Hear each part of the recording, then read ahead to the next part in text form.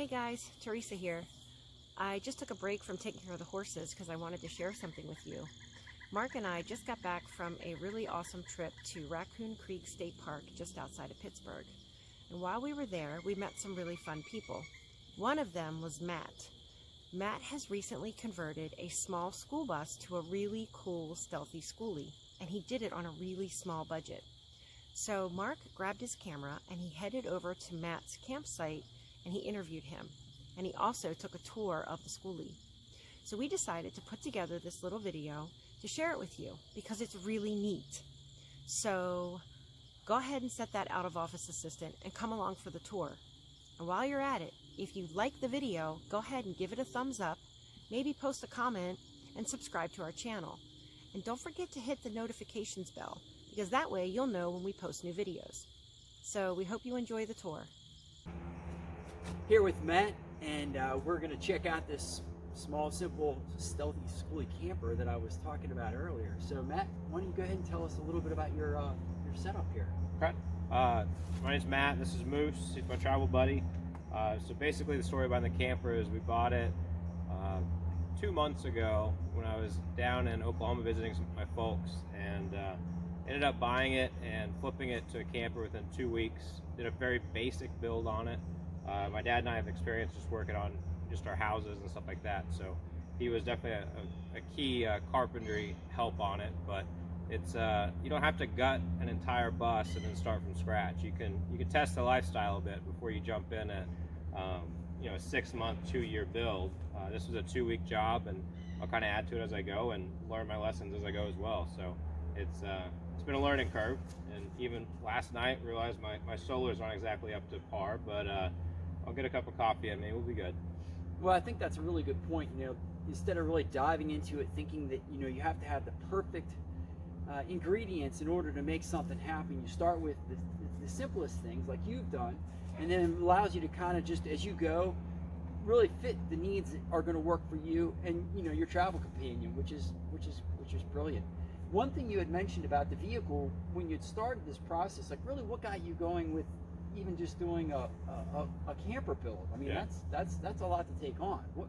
Yeah, so originally I looked at buying doing the Sprinter van, dumping in $60,000 into that and then making it into an actual RV.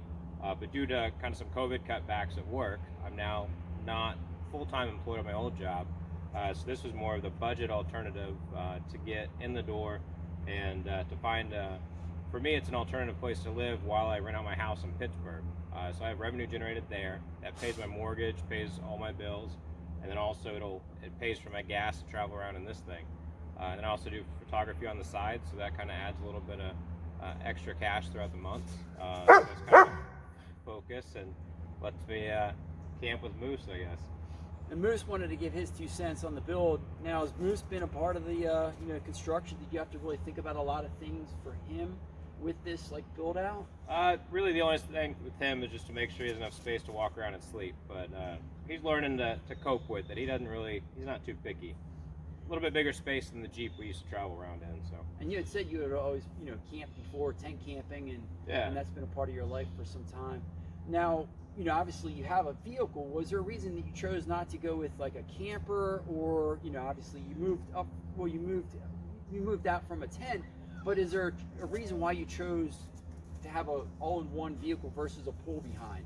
Yeah, so I live in the city of Pittsburgh, so their ordinances state that you can't have an RV and you can't have an over-length vehicle parked on the streets. Right. So this technically is considered a van, and it's under the 25-foot length for the oversized vehicle. Right.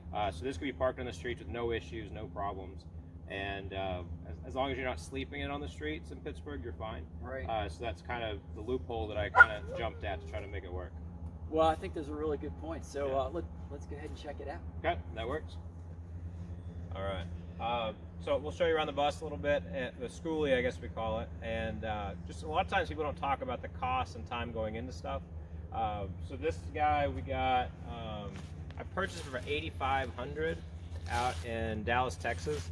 It's a little steep, but had under 20,000 miles, has 0 rust. It's been just in a parking lot at I guess a daycare that went under down in Texas. So For me, it seemed like a good value because it had everything I wanted. Everything you pick up around Pennsylvania seems to have a lot of rust, or it's from an auction, you don't get to drive it. This is V8 gas engine.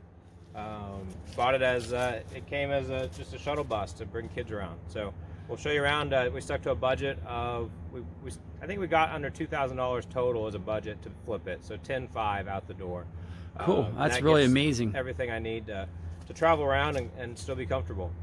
So the whole outside was a yellow and purple vinyl wrap with kids in the windows and stuff. So that peels off whenever I have time. You'll see more on the other side. The one issue when I bought it is this was all bent out of shape because someone had tried to slam the emergency door too many times. So with just a little bit of geometry and a winch strap, we're able to get it back in plumb. But our entire setup has a queen-size bed platform, garage under here. This keeps all my travel equipment. I keep a rucksack in case I want to go out backpacking for the day. Solar system all wires in through the back here. I just have a 100-watt solar with just a deep cycle car battery or a deep cycle marine battery. So drilling to the roof was probably the scariest part, getting us down into the bottom, but so far it's worked out pretty good. And your platform just looks like simple 2x4s and plywood? Yeah, 2x4s, plywood. Originally designed, we originally designed it to make it so this back bed can fold up to be a couch. And it also allows some access to the front and back, but I ended up buying too big of a mattress, so it doesn't exactly bend the way we wanted it to. But I'll take a more comfortable mattress over being able to sit upright in my bed.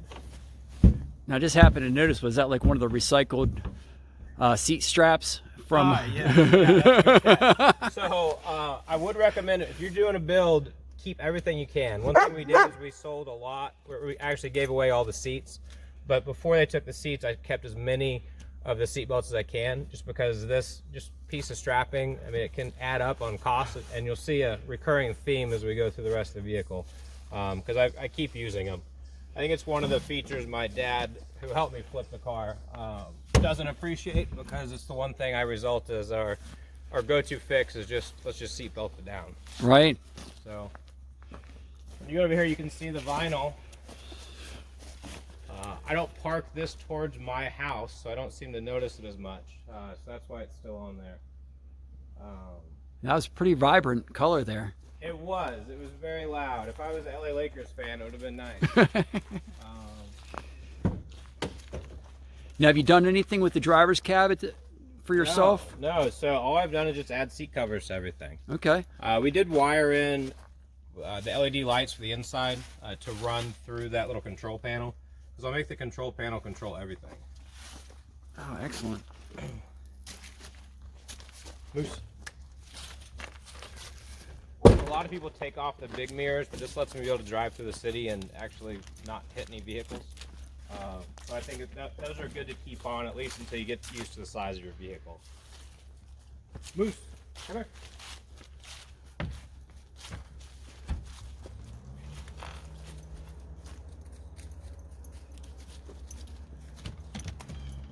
Come on, bud. Up here. Is it bright enough in here?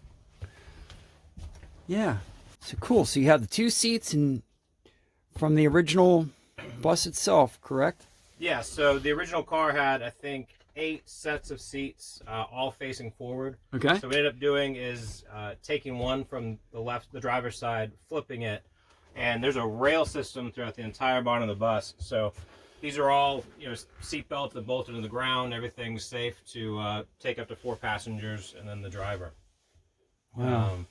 One of the last minute adds, we had a bunch of leftover plywood at the house. So Dad and I kind of rigged up a table that gets us a full dinette. This also will go down to allow a bed platform for what I call the guest bedroom. So it basically detaches from the wall, goes down 1 notch, and allows a platform for either sleeping or for Moose to travel. A still got to get used to the process. So far I see just a lot of like hinges and latches. It's just very simple design. Yeah, and if you look at the side of the wall here, it's just a piece of wood that basically allows just enough of a ledge to keep it in. Wow. We'll get some more pads to make it a flatter spot. And I have a twin size air mattress in the back here that's battery powered that will fill the entire space. That's great. So again, recurring theme is as soon as you start driving your car for the first time, everything slides around.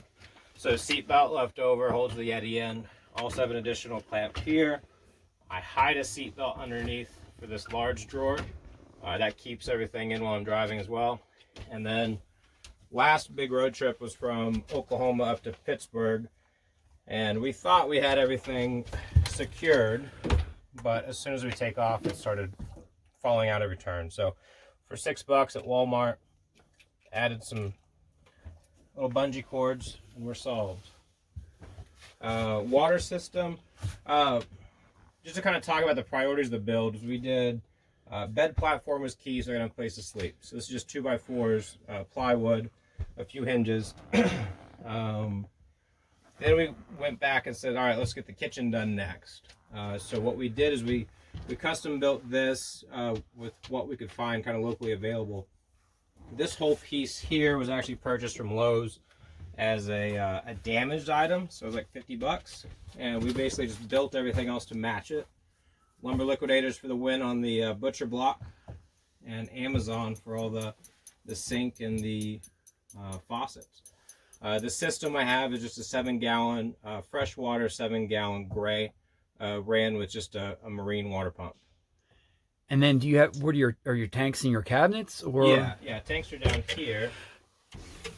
And we might need to edit, but there's the bottle from my evening latrine. right, yeah. So still working on some storage solutions and still trying to find a way to make it all work. At the foot of the bed here too, there's a bunch of storage, and that's where I kind of keep a lot of my clothes and seasonal stuff as I go.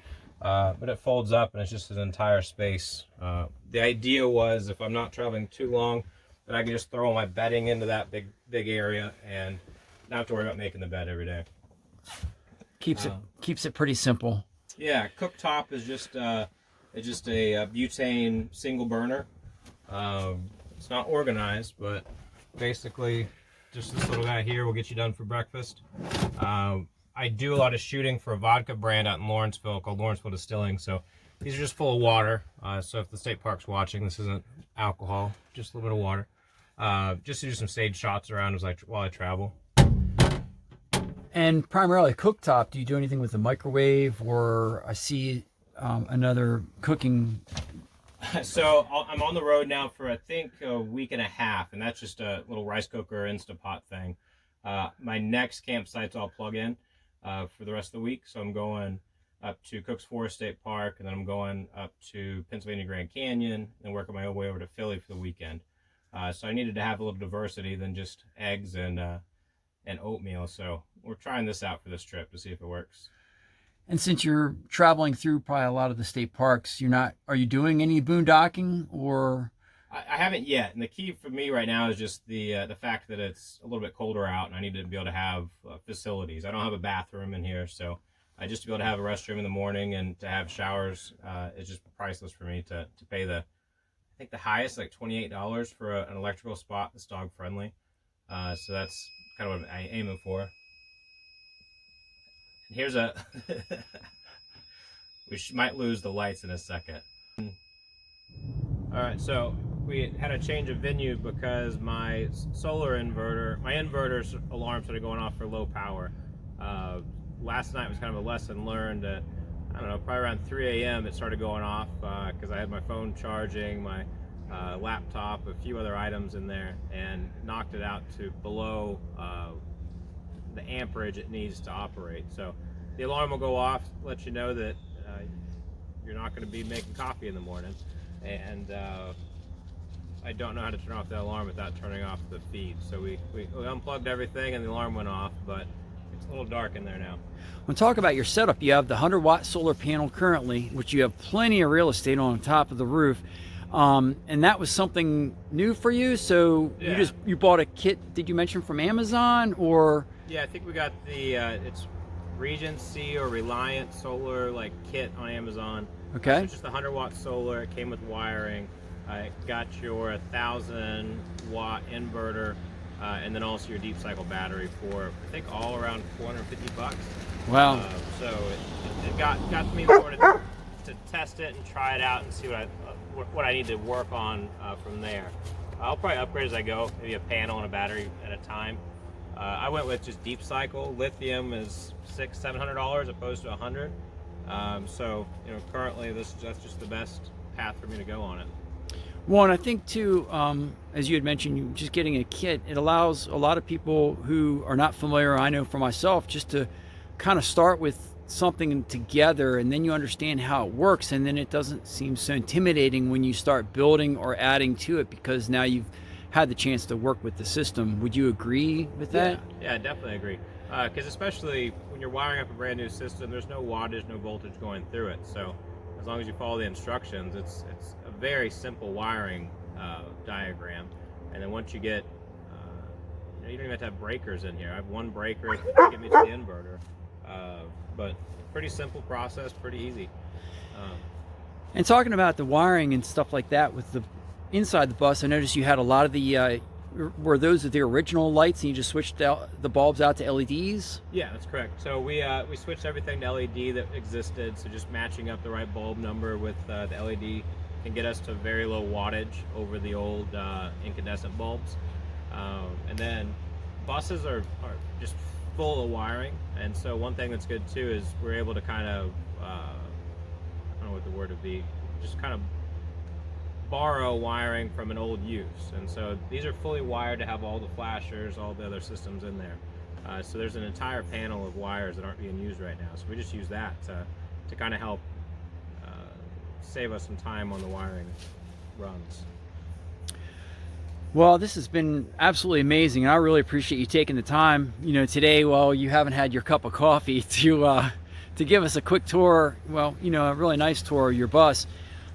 Is there any thoughts or just feedback that you'd like to share with others who would like to get into maybe doing a build or get involved with the process of just getting out camping? Yeah, I think just don't try to go for everything at once. Start basic, look at your initial needs, and just know that you don't have to do the full gut job and the wood floors, the wood ceiling, the whole 9 yards you see on the Instagram videos, because you could do all that work, spend 2 years building it, and hate sleeping in your bus overnight. So get in there, test it out, see if it's something you want to do, and find something that is within your budget and within your means. A bus is a good idea because it's actually square, so there's not a lot of angles to work with, and so that's one thing that kind of can get you moving a lot quicker. Well, thank you again. I really appreciate it. Yeah, thank you. Well, safe travels. Thank you.